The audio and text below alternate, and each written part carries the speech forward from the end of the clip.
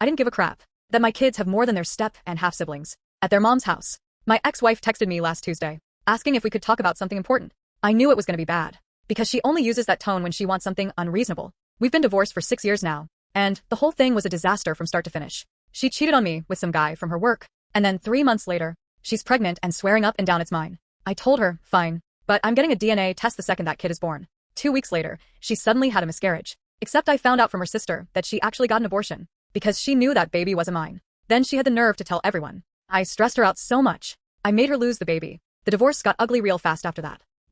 I have 2 sons together. Tyler is 11 and Jason is 9. We split custody 50-50, which I fought hard for. Because she wanted full custody. And was asking for a stupid amount of child support. Plus alimony. She didn't get the alimony. And the child support was way less than she wanted. Because the judge saw right through her lies. He remarried some guy named Glenn about 3 years ago.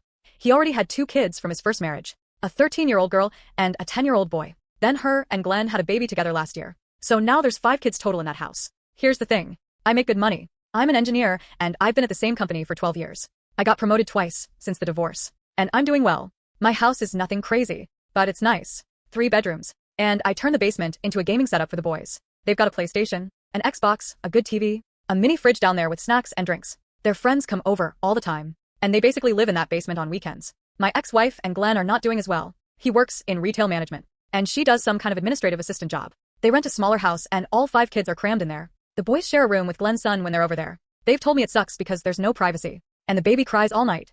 I take my kids on trips. We went to Disney World in July for 10 days. We stayed at one of the resort hotels. Went to all 4 parks, the character dinners, bought them whatever souvenirs they wanted. It cost me a fortune, but they had the time of their lives. Then in August, my parents wanted to do a big family reunion trip. So we all went to a lake house, upstate for a week.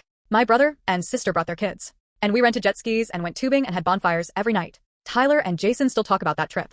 My ex-wife found out about both trips. Because the boys posted pictures on the family iPad. Called me up furious. Asking why I didn't tell her about these vacations. I said, because they're none of your business and they don't involve you. It's not fair that Tyler and Jason get to do all these amazing things. While Glenn's kids and their baby sister get nothing. I said, that's not my problem. She hung up on me. The boys do whatever activities they want. Tyler plays travel soccer, which is expensive as hell. Between the fees and the uniforms and the tournaments in other states. Jason just started guitar lessons. And wanted this specific electric guitar he saw on YouTube. So I got it for him, along with the amp and all the accessories. They both take swimming lessons at the indoor pool near my house. They're at their mom's place. Glenn's kids don't do any activities because they can't afford it. My ex-wife told me Glenn's daughter really wants to do dance. But it's like $200 a month, and they just don't have it. For Tyler's birthday in September, I rented out a spot at this trampoline park place. And invited his whole class. 30 kids showed up. We had pizza and cake. And I got him a new bike he'd been asking for. It was a great party. My ex-wife didn't come. But she